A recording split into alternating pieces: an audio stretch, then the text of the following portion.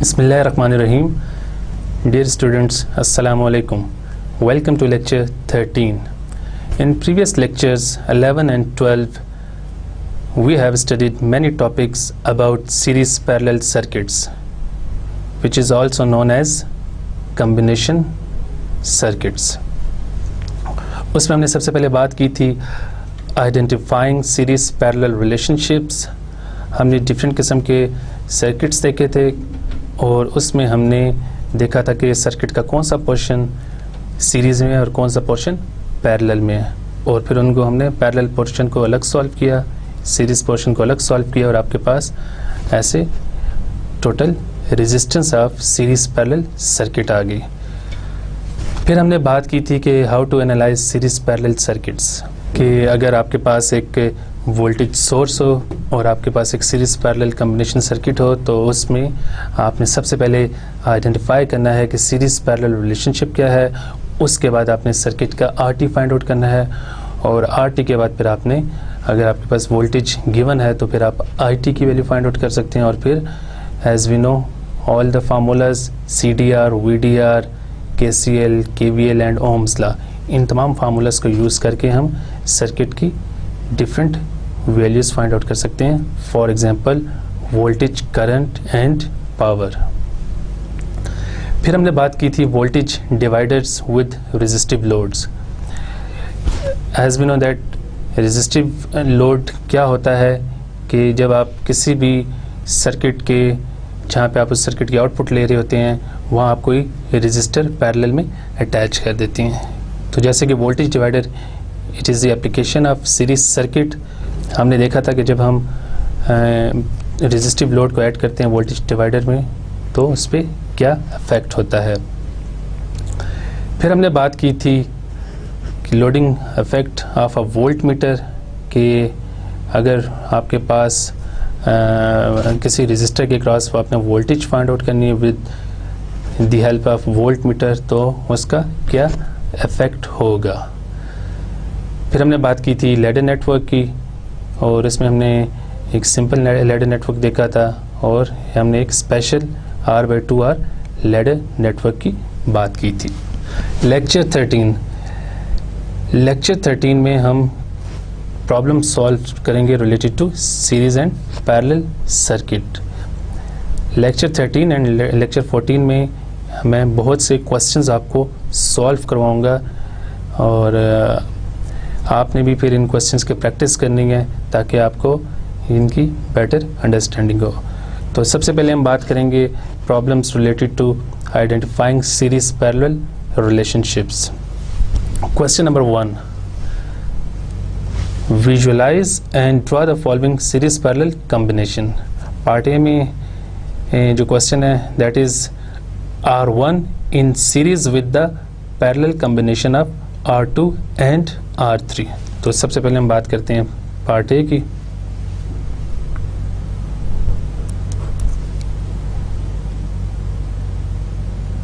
तो इसको हम ड्रॉ ऐसे करेंगे. This is R1 and it is in series with the parallel combination of R2 and R3. तो आपके पास यहाँ पे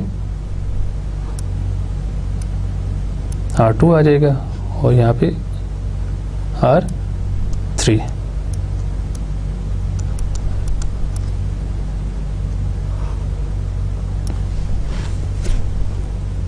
आप इनको पॉइंट A और B कह सकते हैं, और ये आपका व्यू पॉइंट बन गया जहाँ से आप टोटल रेजिस्टेंस फाइंड आउट कर सकते हैं. तो आप देख सकते हैं एक सर्किट में कि R2 और R3 they are parallel with each other, and then this group is in series with R1. अगर हम इसका एक्सप्रेशन लिखना जाए तो हम लिख सकते हैं RT is equal to R1 plus R2 parallel to R3. अब हम पार्ट बी की बात करते हैं, in which R1 in parallel with the series combination of R2 and R3.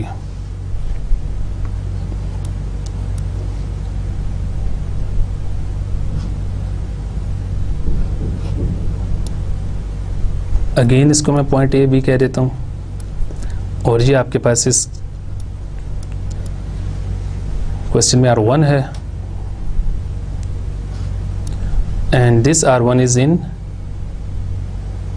Parallel with the series combination of R2 and R3। तो आपके पास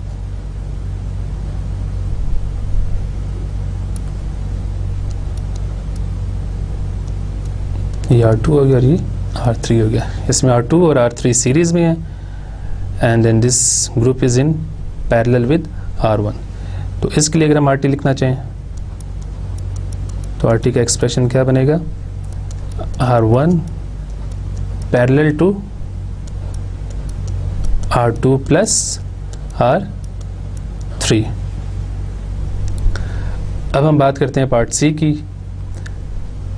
R1 in parallel with a branch containing R2 in series with a parallel combination of 4 other resistors। तो इसको अब हम draw करते हैं part सी को।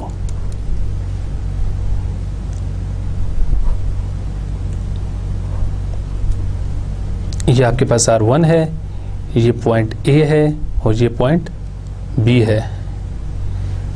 इस केस में ये आपका व्यू पॉइंट है और यहाँ पे भी व्यू पॉइंट आपका ये है।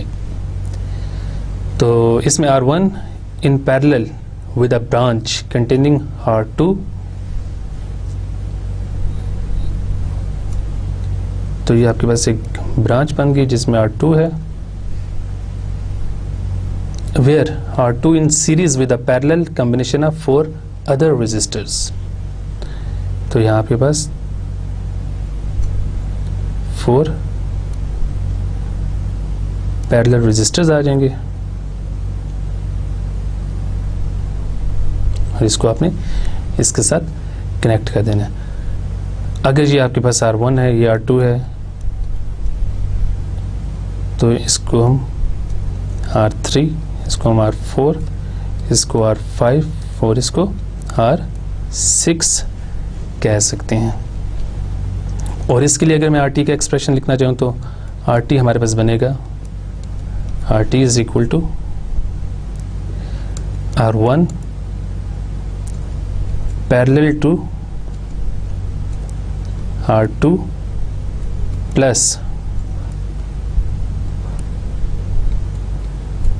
R3 parallel to R4 parallel to R5 parallel to R6। तो ये आपके पास RT का एक्सप्रेशन बन जाएगा। तो इसमें आप सबसे पहले इनको सॉल्व करेंगे R3, R4, R5, R6 को, और देन इसको ऐड कर देंगे R2 में, और then this whole expression is in parallel with R1। Question number 2, visualize and draw the following series parallel circuits। Part A parallel combination of 3 branches each containing 2 series resistor। तो हम part A को solve करते हैं सबसे पहले।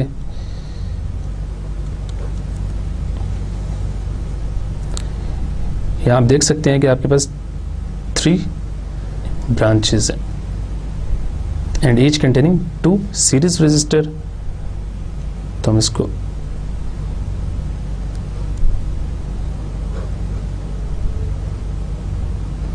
ऐसे draw कर सकते हैं।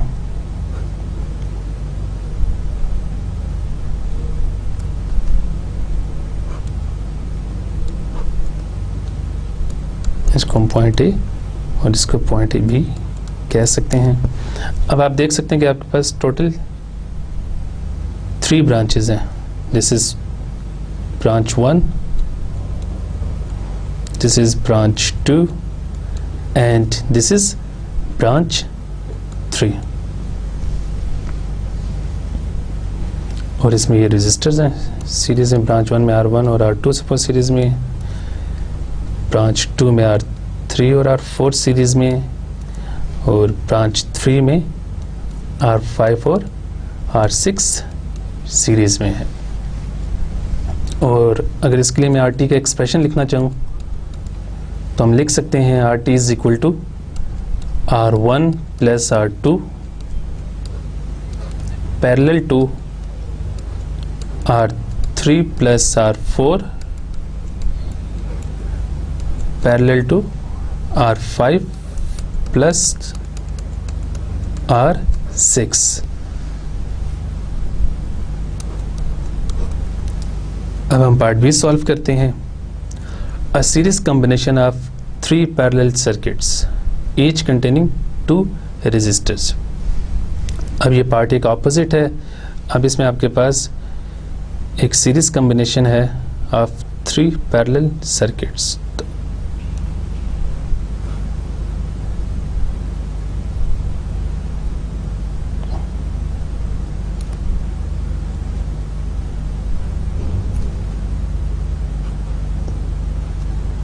तो इसको हम ऐसे ड्रॉ कर सकते हैं. ये एक पैरेलल सर्किट ये हो गया,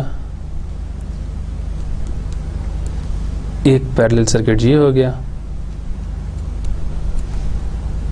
एंड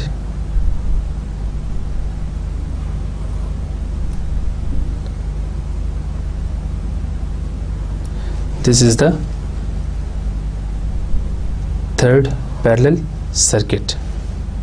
इसको पॉइंट ए कह देते हैं, इसको पॉइंट बी कह देते हैं. तो आप देख सकते हैं कि this parallel circuit is in series with this and this. It means कि तीनों पैरेलल सर्किट एक दूसरे के साथ सीरीज में हैं. अगर इसको मैं R1 कह दूं, इसको R2 कह दूं, इसी तरह इसको R3, इसको R4, इसको R5 और इसको R6 कह दूं, तो इस सर्किट के लिए हमारे पास RT का जो एक्सप्रेशन आएगा वो कुछ इस तरह होगा कि R1 parallel to R2 plus R3 parallel to R4 and plus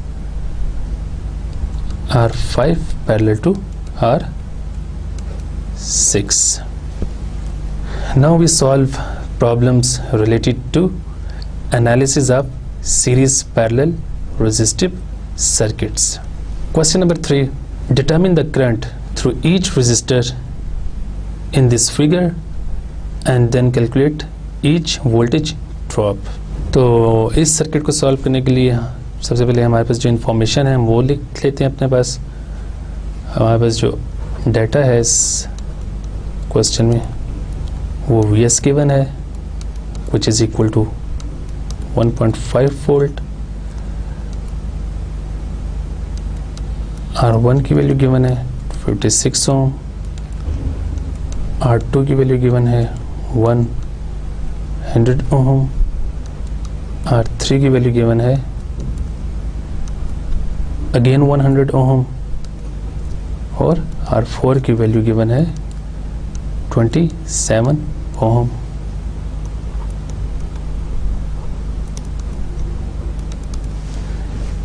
अब इसको सॉल्व करते हैं. सबसे पहले हम इस सर्किट का RT फाइंड आउट करते हैं. RT is equal to R1 plus R2 parallel to R3 plus R4. जब इस इक्वेशन में आप R1, R2, R3 and R4 की वैल्यूज पुट करेंगे तो आपके पास RT की वैल्यू आ जाएगी 133 ओम. अब जैसे कि हमारे पास Vs भी गिवन है which is 1.5 volt and RT हम कैलकुलेट कर चुके हैं. तो अब हम by using Ohm's law IT की वैल्यू फाइंड आउट कर सकते हैं. IT is equal to Vs by RT.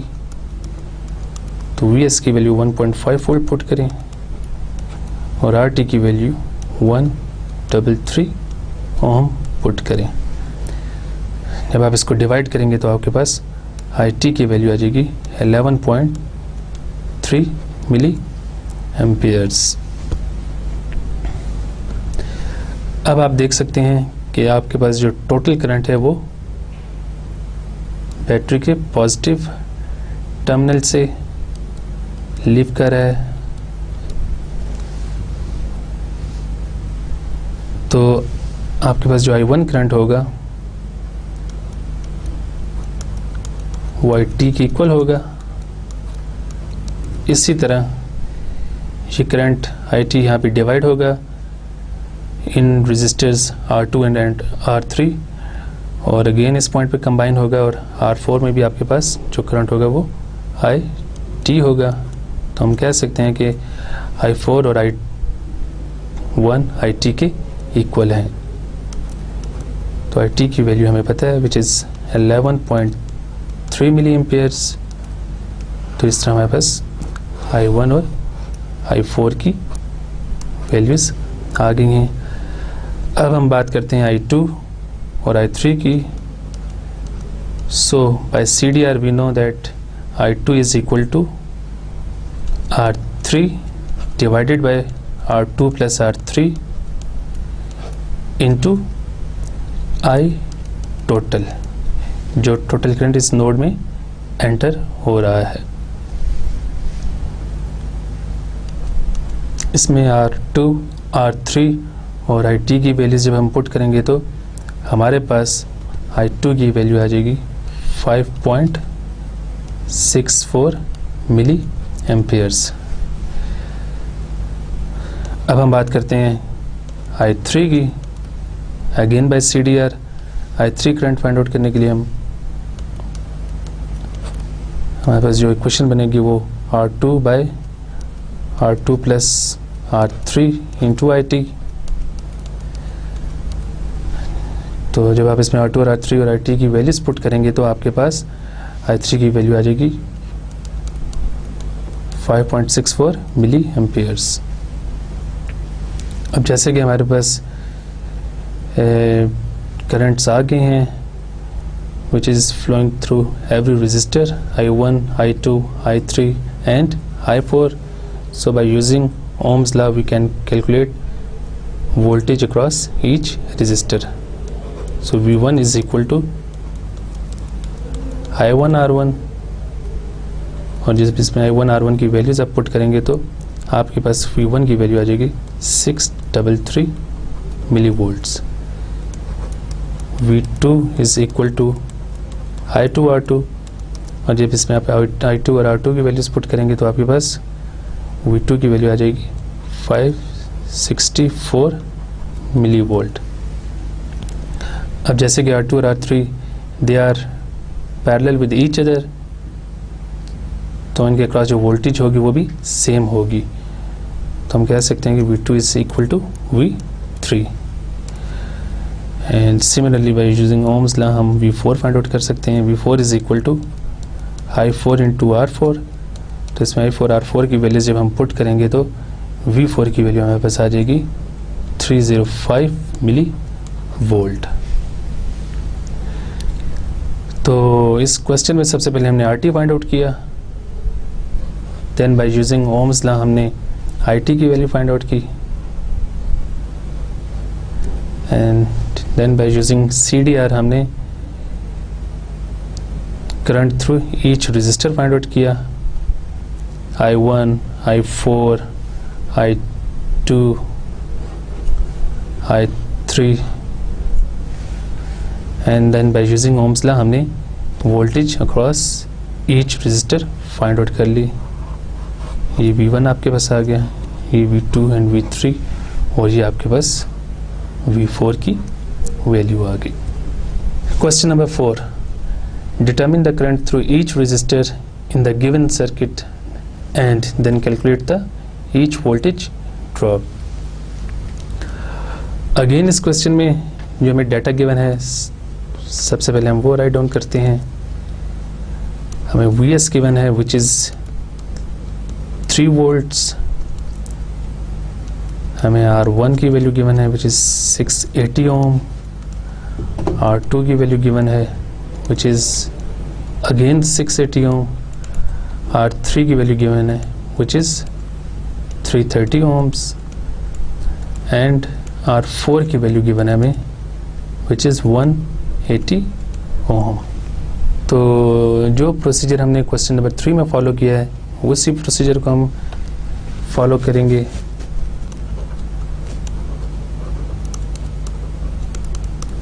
सबसे पहले हम आर टी फाइंड आउट करेंगे। R T is equal to R1 plus R2 parallel to R3 parallel to R4। जब आप इसको सिंप्लीफाई करेंगे तो आपके पास RT की वैल्यू आ जाएगी 779 ohms। Now by using Ohm's law, IT is equal to VS by RT। तो VS की वैल्यू गिवन है 3 वोल्ट, वो यहाँ पुट करते हैं और RT की वैल्यू हमारे पास आई थी 779 ओम। तो जब आप इसको सिंप्लीफाई करेंगे तो आपके पास IT की वैल्यू आ जाएगी 3.85 मिली एम्पियर्स। अब जैसे कि हमें पता है कि this current is IT, so हम कह सकते हैं कि आपके पास I1 करंट है that is equal to IT, और IT करंट आपके पास आया था 3.85 मिली एम्पियर। अब हम इसके क्रॉस रजिस्टर R1 के क्रॉस वोल्टेज फाइंड आउट कर लेते हैं। So by Ohm's law V1 is equal to I1 into R1। I1 की वैल्यू 3.85 मिली एम्पियर है और R1 की वैल्यू 680 ओम है। जब आप इसको सिंप्लीफाई करेंगे तो आपके पास V1 की वैल्यू आ जाएगी 2.62 volts. Now by KVL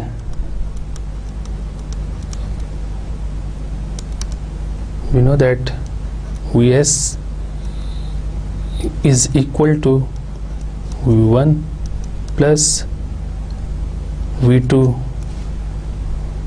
where in this circuit V2 is equal to V3 is equal to V4. So V2 is equal to Vs minus V1। तो Vs की वैल्यू हमारे पास है 3 वोल्ट और V1 की value हमारे पास है 2.62 वोल्ट्स। तो जब आप Vs में से V1 को माइनस करेंगे तो आपके पास V2 की वैल्यू आ जाएगी 383 मिली वोल्ट। तो जैसे कि मैंने आपको बताया कि V2 is equal to V3 is equal to V4, तो इट मीन्स कि इन सब की वैल्यूज हमारे पास आ गई 383 मिली वोल्ट। अब जैसे कि हमें इन सब के R2, R3, R4 के क्रॉस वोल्टेजेस पता हैं तो हम सिंपली करंट फाइंड आउट कर सकते हैं by using Ohm's law. I2 is equal to V2 by R2। इसमें जब आप V2 और R2 की वैल्यूज पुट करेंगे और उनको सिंप्लीफाई करेंगे तो I2 आपके पास आ जाएगा 563 माइक्रो एम्पियर्स। इसी तरह I3 की हम वैल्यू फाइंड आउट करते हैं। I3 is equal to V3 bye R3। तो V3 की वैल्यू और जब R3 की वैल्यू हम इसमें पुट करेंगे तो I3 की वैल्यू हमारे पास आ जाएगी विच इज़ 1.16 मिली एम्पियर। और इसी तरह I4 is equal to V4 bye R4। तो V4 और R4 की जब वैल्यूज पुट करेंगे तो I4 की वैल्यू हमारे पास आ जाएगी 2.13 मिली एम्पियर्स। तो इस तरह इस सर्किट में हमने देखा है कि जो क्वेश्चन नंबर 3 हमने किया था उससे ये इस लिहाज से थोड़ा सा डिफरेंट है कि इसमें हमने KVL भी यूज़ किया है। तो अगेन इस सर्किट में हमने सबसे पहले RT फाइंड आउट किया है, फिर हमने bye using Ohm's law IT की वैल्यू फाइंड आउट की है, और फिर हम यहाँ से बता सकते हैं कि जो टोटल करंट बैटरी से निकल रहा है वो IT है। तो इस केस में जो R1 में से करंट पास कर रहा है वो IT होगा, तो वो हमने डायरेक्ट बता दिया कि I1 is equal to IT।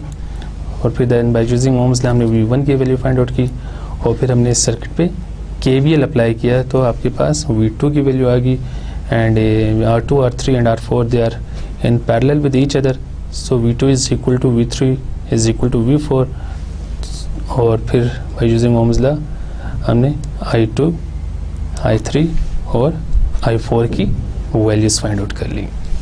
एक और क्वेश्चन हम सॉल्व करते हैं, question number 5, determine the current through each resistor in the given circuit, then calculate each voltage drop.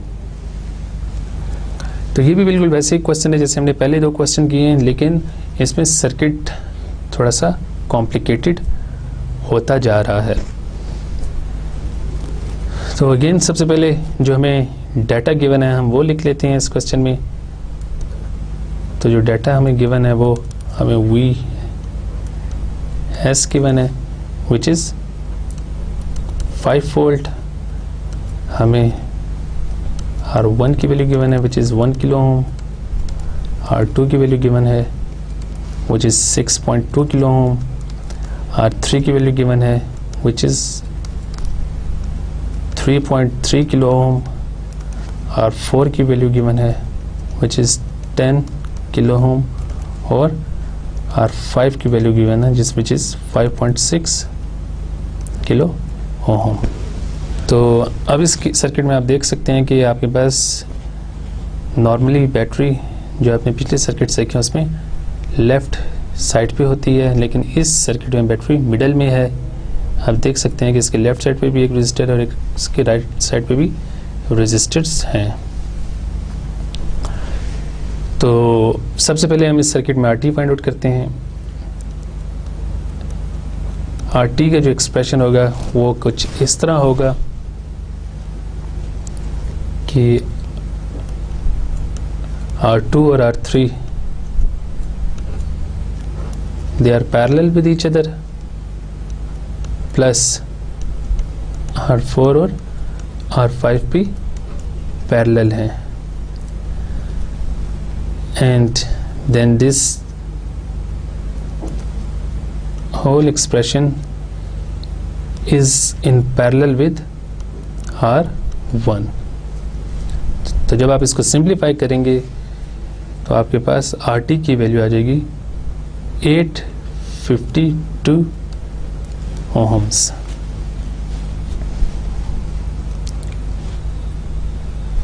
अब आप देख सकते हैं अगर इस सर्किट को मैं रीड्रॉ करूं यहाँ पे,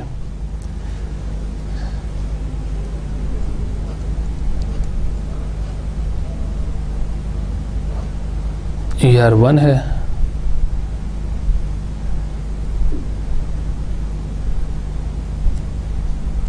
ये R2 है, ये R3 है,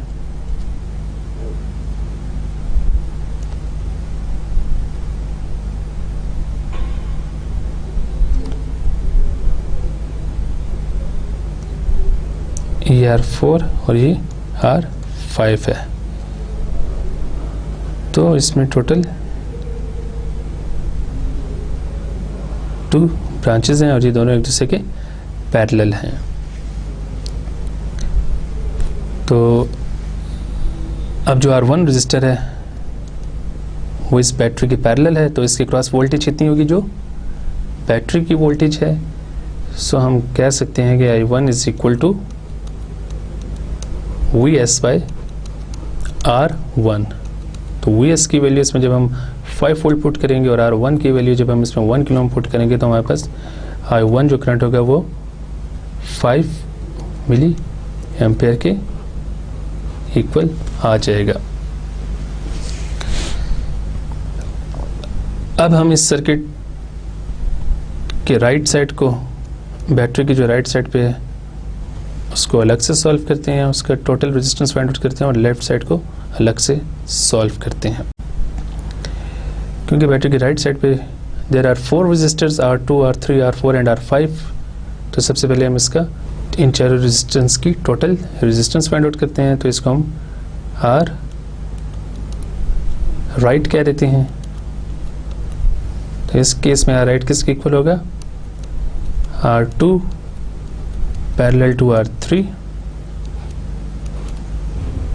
plus R4 parallel to R5। जब आप इसको सिंप्लीफाई करेंगे तो आपके पास R राइट की वैल्यू आ जाएगी 5.74 किलो ओम। ये आपके पास राइट साइड है और ये लेफ्ट साइड। तो हमने राइट ब्रांच की टोटल रेजिस्टेंस फाइंड आउट किया, तो हमारे पास राइट आ गया 5.74 किलो ओम। और इसी तरह अगर मैं करंट फाइंड आउट करूं हाई राइट, तो हमारे पास क्या होगा, क्योंकि इस ब्रांच के क्रॉस वोल्टेज VS आ रही है, तो हम लिख सकते हैं कि VS बाई R राइट। तो VS की वैल्यू में से 5 वोल्ट पुट करते हैं और R राइट की वैल्यू जो हमारे पास आई थी 5.74 किलो ओम्स। तो जब आप इसको डिवाइड करेंगे तो आपके पास आई राइट जो करंट आएगा वो 871 माइक्रो एम्पियर्स होगा। तो जो करंट आपके पास यहाँ पे आ रहा था वो 5 मिली एम्पियर था, और जो करंट आपके पास राइट साइड पे जा रहा है दैट इज 871 माइक्रो एम्पियर्स। अब क्योंकि R2 और R3 they are parallel with each other, और इस नोड में जो करंट एंटर हो रहा है वो 871 माइक्रो एम्पियर्स है, तो हम यहाँ से I2 फाइंड आउट कर सकते हैं। I2 is equal two by CDR R3 divided by R2 plus R3 into I right. तो जब आप इसमें इसकी वैल्यूज पुट करेंगे तो आपके पास I2 की वैल्यू आ जाएगी 303 माइक्रो एम्पियर्स। और इसी तरह I3 की वैल्यू हम फाइंड आउट करेंगे R2 divided by R2 plus R3 into I right. तो जब आप इसको सिंप्लीफाई करेंगे तो आपके पास I3 की वैल्यू आ जाएगी 568 micro amperes. Similarly I4 is equal to R5 divided by R4 plus R5 into, अब यहाँ पे आई राइट करंट जो था वो 871 माइक्रो एम्पियर था, और वही करंट दोबारा यहाँ पे कंबाइन होके आपको यहाँ मिलेगा। तो इस नोड में करंट आई राइट एंटर हो रहा है, तो हम यहाँ लिख सकते हैं आई राइट। तो इसको जब आप सिंप्लीफाई करेंगे तो I4 की वैल्यू आपके पास आ जाएगी 313 माइक्रो एम्पियर्स, और I5 की वैल्यू आप बाय यूजिंग KCL भी फाइंड आउट कर सकते हैं। That is I5 is equal to I right minus I4। तो I5 की वैल्यू आपके पास आ जाएगी 558 माइक्रो एम्पियर्स। अब जैसे कि आपके पास तमाम करंट्स आ गए हैं, I1, I2, I3, I4 and I5. So now you can calculate voltage across each resistor. By using Ohm's law, V1 is equal to I1 R1, V2 is equal to I2 R2, V3 is equal to I3 R3, V4 is equal to I4 R4, and V5 is equal to I5 R5। तो जब आप इसमें इन formulas में values put करेंगे तो आपके पास V1 की value आ जाएगी 5 वोल्ट, V2 की वैल्यू आ जाएगी आपके पास 1.88 वोल्ट। इसी तरह V3 की वैल्यू भी आपके पास 1.88 वोल्ट्स आएगी, क्योंकि R2 और R3 दोनों पैरेलल हैं विद ईच अदर। और इसी तरह V4 की वैल्यू आपके पास आ जाएगी 3.13 वोल्ट और V5 की वैल्यू आपके पास आ जाएगी अगेन 3.13 वोल्ट। यहाँ पे भी आप देख सकते हैं कि R4 और R5 they are in parallel with each other, तो इनके क्रॉस भी वोल्टेज सेम होगी और R2 और R3 के क्रॉस भी वोल्टेज सेम होगी। तो इस तरह हमने इस सर्किट में by following the same procedure हमने RT की वैल्यू फाइंड आउट की, फिर हमने टोटल करंट की वैल्यू फाइंड आउट की और इसके बाद हमने बाय यूजिंग CDR हमने तमाम करंट्स की वैल्यूज़ फाइंड आउट कर ली और फिर हमने उन करंट्स की हेल्प से वोल्टेज की वैल्यूज़ भी फाइंड आउट कर ली। Question number 6, determine the current through each resistor in the given circuit and then calculate each voltage drop. अब इसमें आपके पास एक और डिफरेंट किस्म का सर्किट आ गया है। ये आपके पास एक ट्रायंगल बन रही है, आपके पास 1 वोल्ट का सोर्स वोल्टेज है, लेकिन इस केस में आप देख सकते हैं कि बैटरी की डायरेक्शन ऑपोजिट है, माइनस ऊपर और प्लस नीचे है। तो अगेन सबसे पहले हम इसमें जो हमें डाटा गिवन है वो लिख लेते हैं।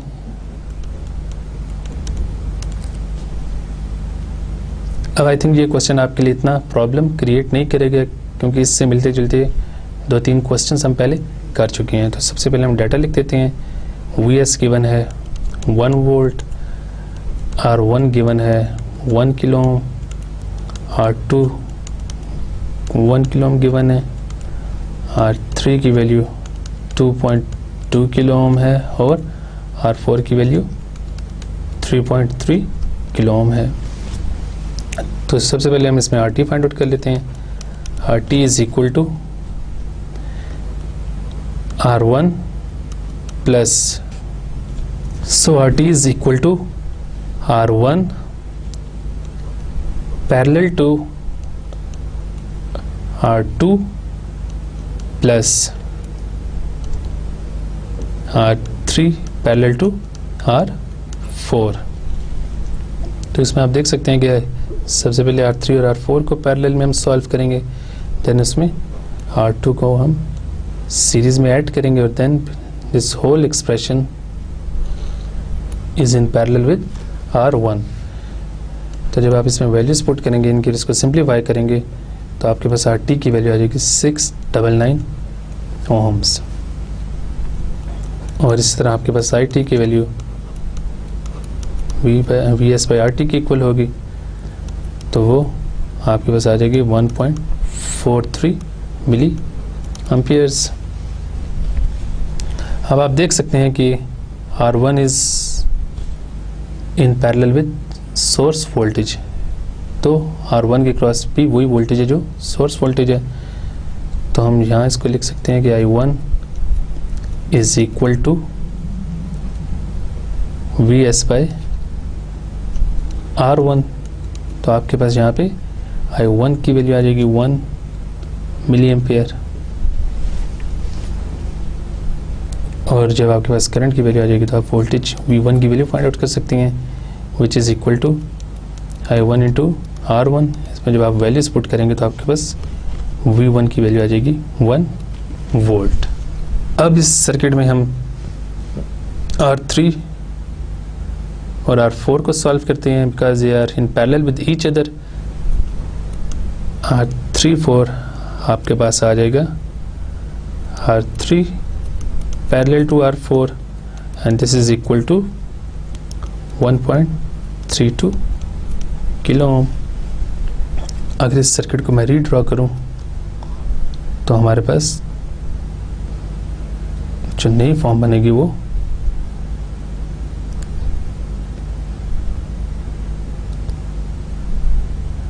ये आपके पास R1 था, ये आपके पास R2 है और ये आपके पास R3 4 आ गया है। तो यहाँ से आपके पास टोटल करंट एंटर हो रहा है इस नोड में और ये करंट I1 है और ये करंट I2 के इक्वल होगा। तो यहाँ से हम I2 की वैल्यू फाइंड आउट कर सकते हैं कि I2 is equal to I total minus I1, तो टोटल हमारे पास 1.43 मिली एम्पेयर था। इसमें से आप जब 1 मिली एम्पेयर माइनस करेंगे तो आपके पास I2 की वैल्यू आ जाएगी 431 माइक्रो एम्पेयर्स, और यहाँ से फिर आप V2 की वैल्यू फाइंड आउट कर सकते हैं, which is equal to I2 into R2, और जब आप इसको सिंप्लीफाई करेंगे तो V2 की वैल्यू आपके पास आ जाएगी 431 मिली वोल्ट्स। अब जैसे कि आपके पास I2 की वैल्यू भी आ गई है, अब I2 जो करंट है वो इस नोड पे डिवाइड होगा और करंट I3 और करंट I4 बनाएगा। तो हम I3 की वैल्यू फाइंड आउट करते हैं बाय यूजिंग CDR। तो I3 is equal to R4 divided by R3 plus R4 into, इस नोड में कौन सा करंट एंटर हो रहा है?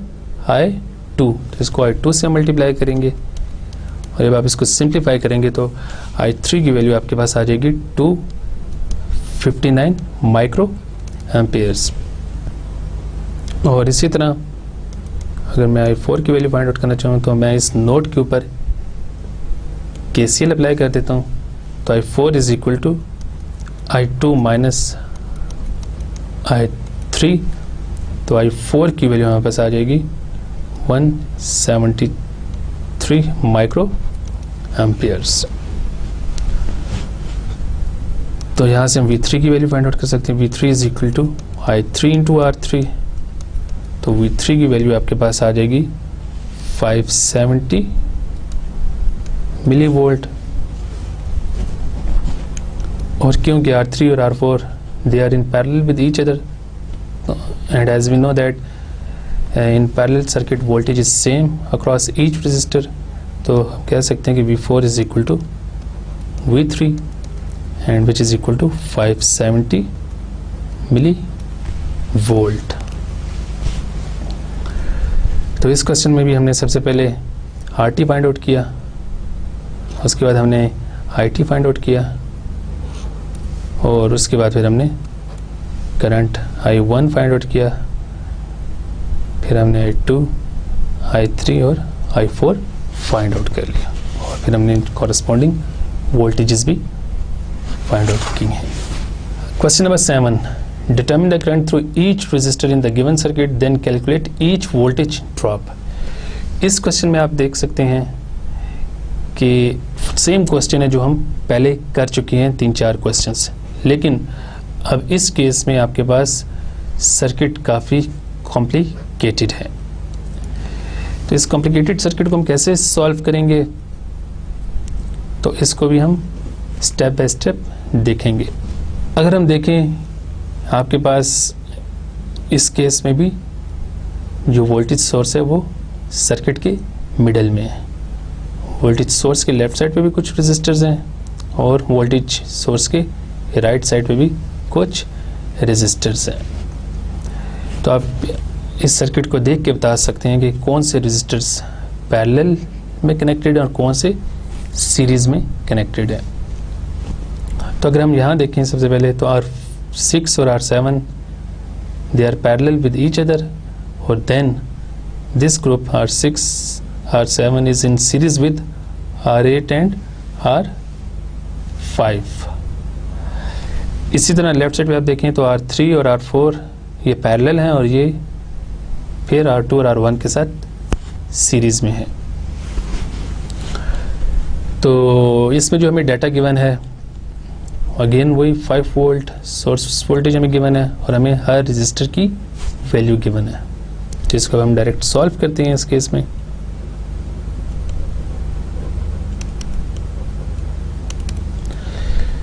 तो सबसे पहले हम RT फाइंड आउट करते हैं। RT किसके इक्वल होगा, आप देख सकते हैं कि आपके पास R3 और R4 ये पैरेलल हैं, जिसको सबसे पहले लिख देते हैं R3 parallel to R4 plus R2 plus R1। अब राइट साइड पे आप देखें, आपके पास R5 is in series with the parallel combination of R6 and R7 and then in series with R8, और ये दोनों एक्सप्रेशन एक दूसरे के पैरेलल हैं क्योंकि यहाँ पे आपके पास इस नोड पे करंट डिवाइड होगा, तो लेफ़्ट साइड और राइट साइड दोनों आपस में पैरेलल हैं। तो जब आप इसमें रेजिस्टर की वैल्यूज पुट करेंगे और इसको सिंप्लीफाई करेंगे तो आपके पास आर टी की वैल्यू आ जाएगी 3.23 किलो ओम। अब हम आई टी की वैल्यू फाइंड आउट करते हैं। I T is equal to V S by R T, तो वी एस और आर टी की वैल्यू से पुट करेंगे तो आई टी की वैल्यू हमारे पास आ जाएगी 1.55 मिली एम्पियर्स। ये आपके पास लेफ्ट साइड है, बैटरी की लेफ्ट साइड पे आपके पास 4 रेजिस्टर्स हैं और बैटरी की राइट साइड पे भी आपके पास 4 रेजिस्टर्स हैं। तो अब हम फाइंड आउट करते हैं total resistance on the left side. तो वो आप देख सकते हैं कि आपके पास ये जो एक्सप्रेशन है ये शो कर रहा है total resistance on the left side. इस एक्सप्रेशन में आप जब वैल्यूज पुट करेंगे रेजिस्टेंस की तो आपके पास आर लेफ्ट की वैल्यू आ जाएगी 5.2 किलो ओम, और इसी तरह आर राइट की वैल्यू फाइंड आउट करने के लिए आप ये देख सकते हैं कि ये जो एक्सप्रेशन है ये बैटरी के राइट साइड के रेजिस्टेंस को शो कर रहा है। तो इसमें जब आप वैल्यूज पुट करेंगे तो आपके पास आर राइट की वैल्यू आ जाएगी 8.5 किलो ओम। तो अब हम I5 की वैल्यू फाइंड आउट करते हैं। ये करंट आपके पास I5 करंट है, तो इसको फाइंड आउट करने के लिए आप क्या करेंगे, आप CDR यूज़ करेंगे एंड बाय CDR आपके पास आ जाएगा यहाँ पे R left divided by R left plus R right into I total. तो आपके पास I5 की वैल्यू आ जाएगी 588 माइक्रो एम्पियर्स। तो यहाँ आप V5 की वैल्यू फाइंड आउट कर सकते हैं I5 इंटू R5, तो V5 की वैल्यू आपके पास आ जाएगी 1.94 वोल्ट्स।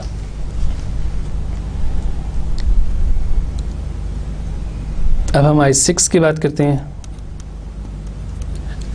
अब क्योंकि आपके पास I5 करंट आ गया है और ये करंट आपके पास यहाँ पे होगा और ये करंट इस नोड पे डिवाइड हो रहा है, तो इस पोर्शन पे हम CDR अप्लाई करते हैं। तो I6 is equal to R7 divided by R6 plus R7 into I5। तो इसमें जब आप R6, R7 और I5 की वैल्यूज पुट करेंगे तो I6 की वैल्यू आपके पास आ जाएगी 294 माइक्रो एम्पियर्स। अब क्योंकि R6 और R7 इन दोनों रेजिस्टर्स की वैल्यूज सेम है, इस R6 की वैल्यू भी 6.8 किलो ओम है और R7 की भी 6.8 किलो ओम है, तो हम कह सकते हैं कि I6 is equal to I7। जो वैल्यू आपके पास I6 की आ रही है वही I7 की भी होगी। तो इसी तरह इनकी वोल्टेजेस भी सेम होंगी, V6 is equal to V7, और इसको आप लिख सकते हैं। तो आपके पास ये आ जाएगा 2 वोल्ट्स की equal.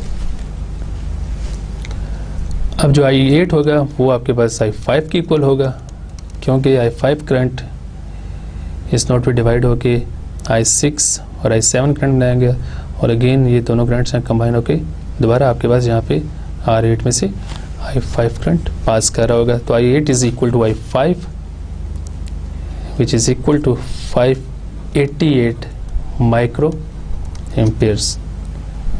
So V8 is equal to I8 into R8, तो आपके पास V8 की वैल्यू आ जाएगी 1.06 वोल्ट।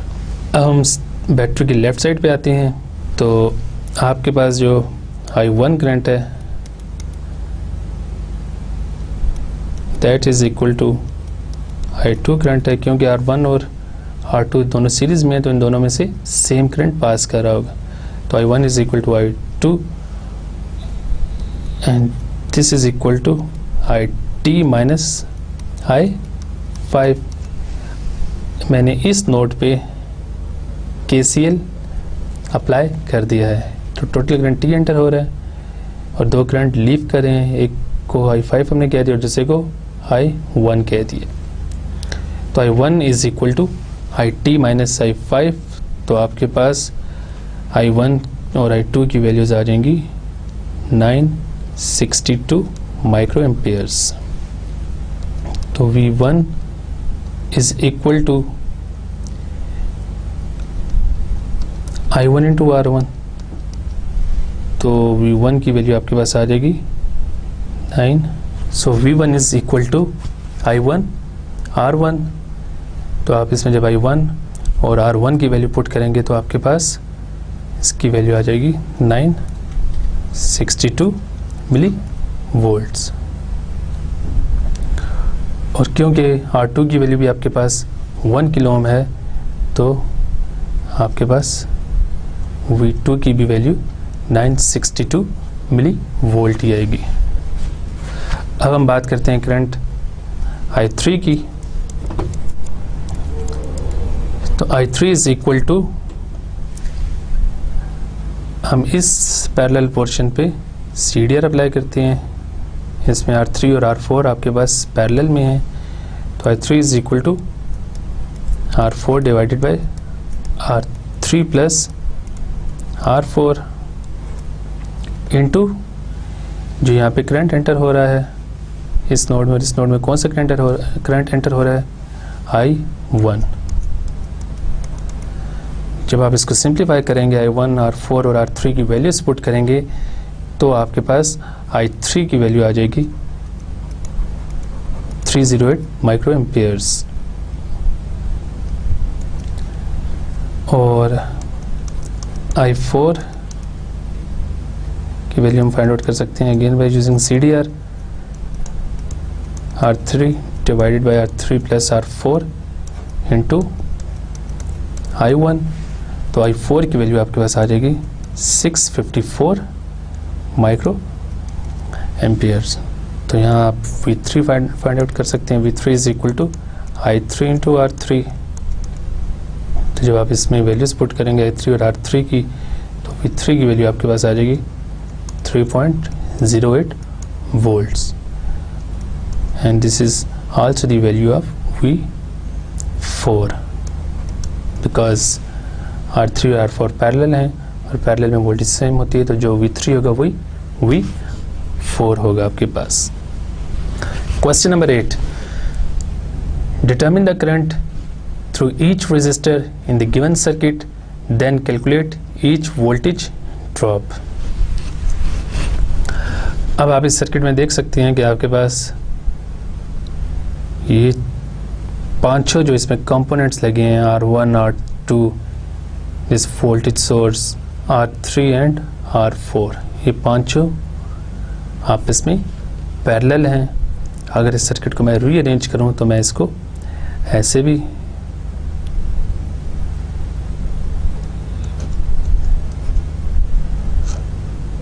बना सकता हूं।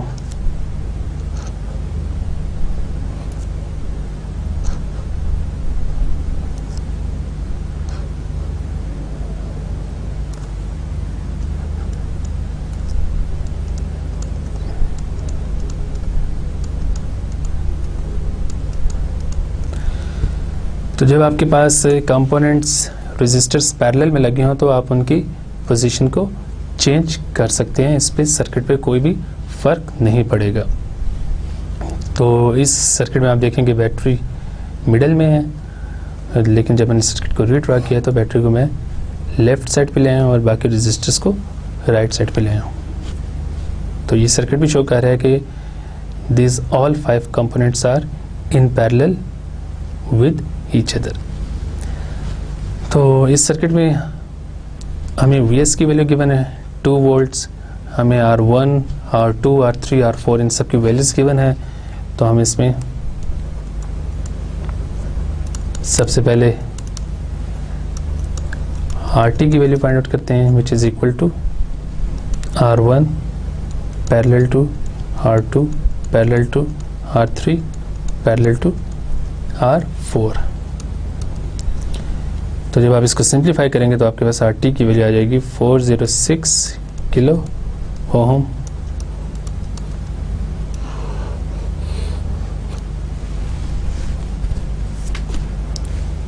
अब अगर हम voltage across each resistor find आउट करना चाहें तो आप देख सकते हैं कि क्योंकि रजिस्टर्स पैरेलल में है तो जो सोर्स वोल्टेज होगी वही इन सब के क्रॉस वोल्टेज होगी। तो हम इसको लिख सकते हैं V1 is equal to V2 is equal to V3 is equal to V4 and this is equal to V source which is equal to 2 volts. तो इट मीन्स कि voltage across each resistor is same. अब हम current की बात करते हैं तो current I1 is equal to Vs by R1। जब इसमें Vs और R1 की वैल्यू आप पुट करेंगे, Vs की वैल्यू 2 पुट करेंगे और R1 की वैल्यू 1 मेगा ओम पुट करेंगे तो आपके पास I1 की वैल्यू आ जाएगी 2 माइक्रो एम्पेयर। इसी तरह I2 is equal to Vs by R2। तो Vs की वैल्यू हम अगेन 2 वोल्ट्स पुट करें और R2 की वैल्यू हम 3.3 मेगा ओम पुट करें और इसको सिंप्लीफाई करें तो आपके पास I3 की वैल्यू आ जाएगी, सॉरी I2 की वैल्यू आपके पास आ जाएगी 606 नैनो एम्पेयर्स। I3 के लिए आपके पास की आ जाएगा Vs by R3। तो Vs की वैल्यू और R3 की जब वैल्यू हम पुट करेंगे तो I3 की वैल्यू हमारे पास आ जाएगी 323 नैनो एम्पेयर्स और I4 की वैल्यू इसी तरह हम फाइंड आउट कर सकते हैं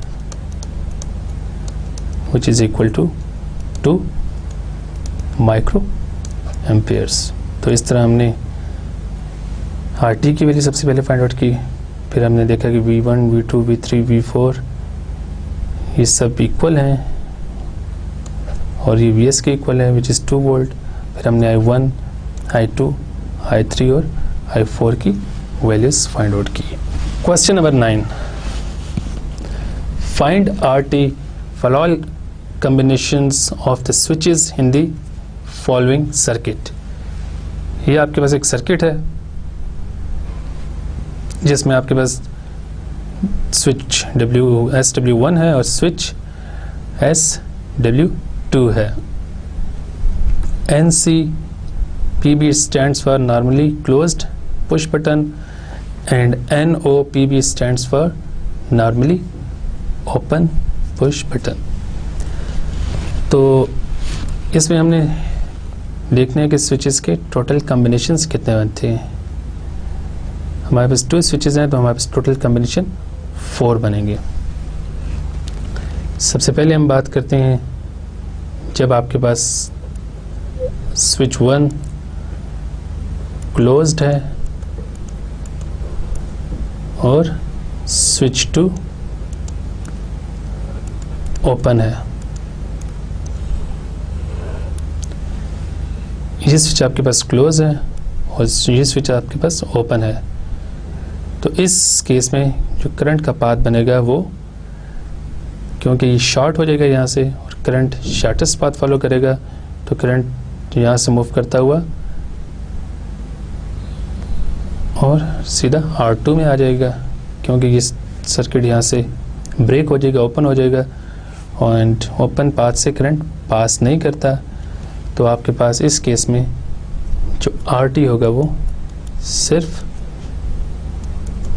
R2 के इक्वल होगा and which is equal to 220 ohms।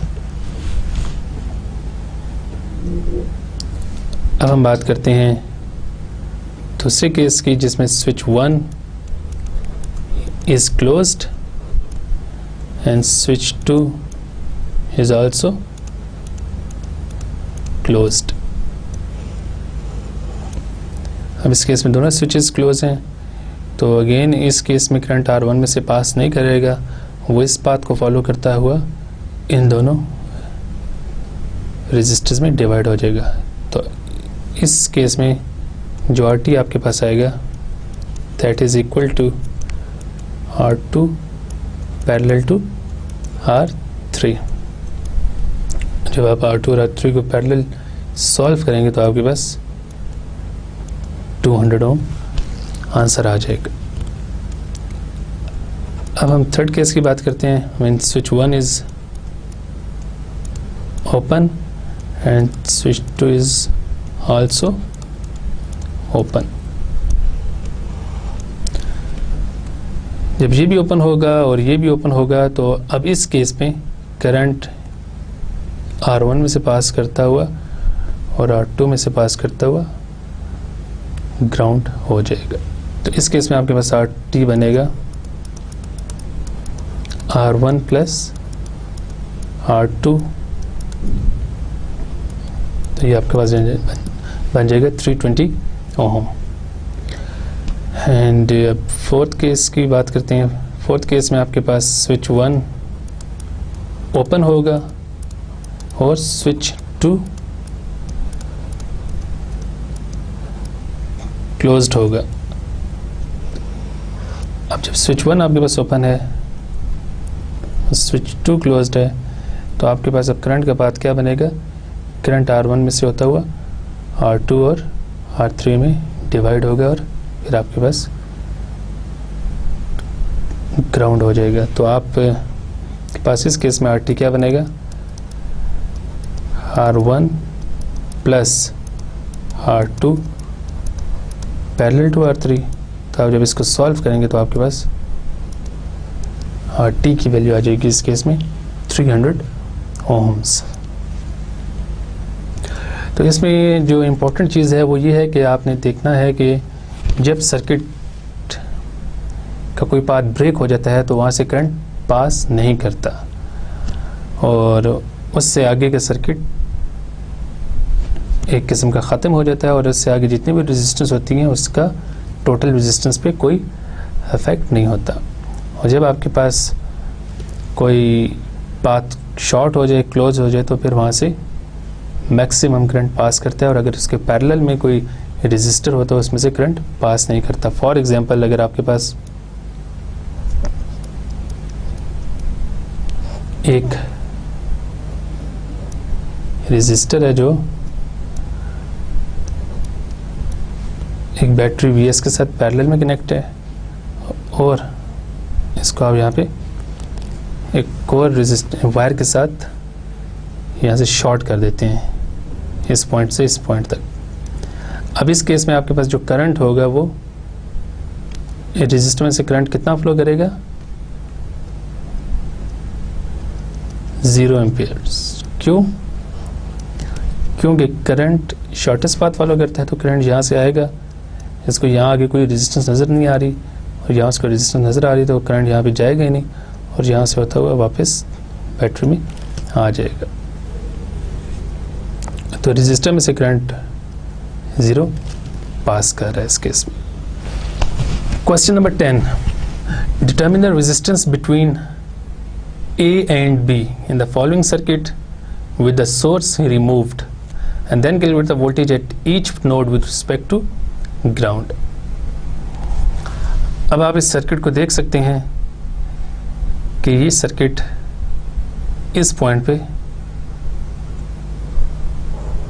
Short हो रहा है, तो आपके पास जो रेजिस्टेंस आर ए भी आएगी, resistance between point A and B, that is equal to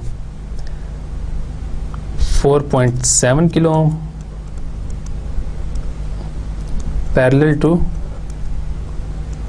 10 kilo ohm plus 5.6 kilo ohm. क्योंकि ये सर्किट यहाँ से शॉर्ट हो रहा है इस पॉइंट में दोबारा, क्योंकि आपके पास टोटल करंट आ जाएगा, तो आपके पास आर ए बी के लिए सिर्फ ये 3 रजिस्टर 4.7 किलो ओम, 5.6 किलो ओम और 10 किलो ओम कंट्रीब्यूट करेंगे।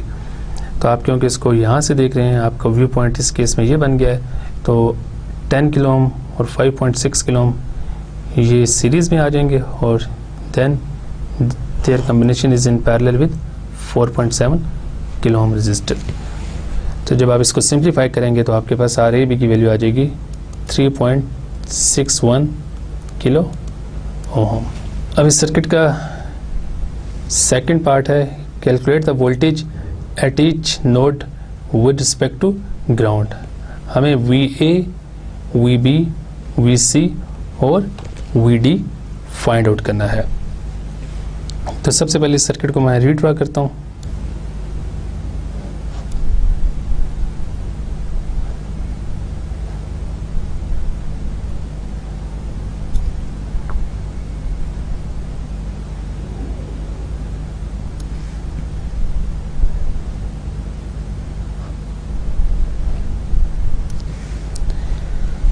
क्योंकि 4.7 किलो ओम और 5.6 किलो ओम दोनों सीरीज़ में हैं, तो इनको मैंने यहाँ पे ऊपर सीरीज़ में कर दिया और ये दोनों 10 किलो ओम के पैरेलल हैं, तो इसको मैंने 10 किलो ओम के पैरेलल कर दिया और इसी तरह हमने दूसरी साइड पे किया है। अगर मैं इन रेजिस्टेंस को नाम दे दूँ और अगर मैं इसको R1 कह दूँ, इसको R2 कह दूँ और इसको R3 कह दूँ, इसको R4 कह दूँ, इसको R5 कह दूँ और इसको R6 कह दूँ, तो इसको सॉल्व करने में हमें आसानी होगी। तो ये आपके पास रजिस्टर R1 था, ये R2 है, इसी तरह ये R3 है, ये R4 है, ये आपके पास R5 है और ये R6 है। इसको फर्दर मैं सिंप्लीफाई करता हूँ सर्किट को।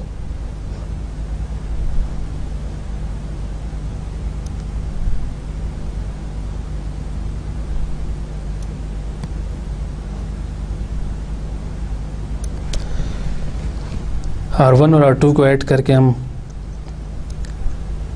R12 बना देते हैं और इसको मैं R3 और इसको R4 ही कह देते हैं और इसको जब R5 और R6 को सीरीज़ में ऐड करेंगे तो इसको मैं कह देता हूँ R56, where R12 is equal to R1 plus R2 and R56 is equal to R5 plus R6। तो अब हम इस सर्किट का RT फाइंड आउट करते हैं। RT is equal to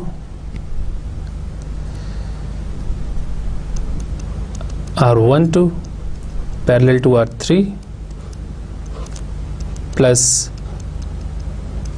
R4 parallel to R56। जब आप इसमें इन रेजिस्टेंस की वैल्यूज पुट करेंगे तो आपके पास RT की वैल्यू आ जाएगी 6.02 किलो ओम और यहाँ पे आपके पास IT की वैल्यू आ जाएगी VS बाय RT और VS की वैल्यू 100 वोल्ट्स है, RT की वैल्यू 6.02 किलो ओम है, तो आपके पास IT आ जाएगा इस केस में 16.61 मिली एम्पियर्स। अब हम बात करते हैं I12 करंट की, जो रेजिस्टेंस R12 में से पास कर रहा है। तो I12 आपके पास आ जाएगा R3, क्योंकि R12 के ऑपोजिट R3 है, तो R3 ऊपर आ जाएगा और divided by R3 plus R12 into IT।